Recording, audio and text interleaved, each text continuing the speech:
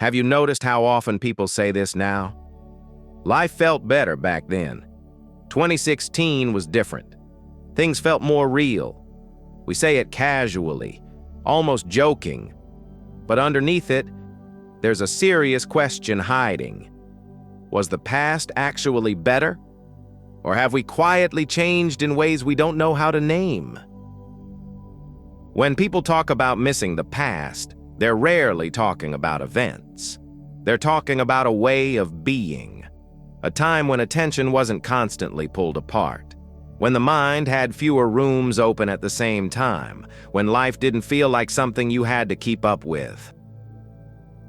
The philosopher Martin Heidegger once wrote that modern life turns us away from being and toward constant doing. Not because doing is bad, but because when doing never stops, we forget what it feels like to simply exist.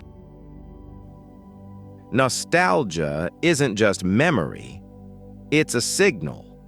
The Stoics believe that the mind becomes disturbed not by events, but by how it relates to them.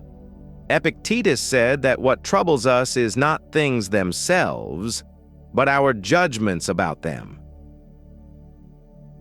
In calmer times, our judgments were softer, our expectations were lighter, our inner dialogue was quieter. So the past feels peaceful, not because it was perfect, but because we were less divided inside. Somewhere along the way, life became something we perform. We don't just live moments, we present them. We don't just experience ourselves, we monitor ourselves. The philosopher Byung-Chul Han wrote that modern society doesn't exhaust us through oppression, but through constant self-optimization. We become both the worker and the boss of our own lives.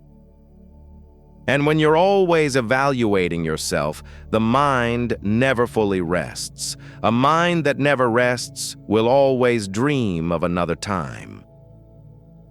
You don't miss the past. You miss a way of inhabiting your life, a way that was less anxious, less observed, less fragmented. The Buddha said that suffering arises when the mind clings to what it thinks should be.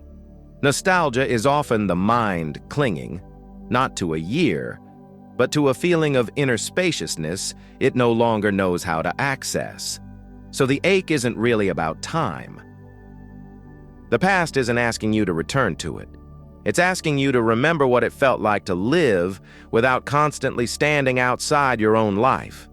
And maybe nostalgia isn't a desire to go backward. Maybe it's a quiet request to come back to yourself.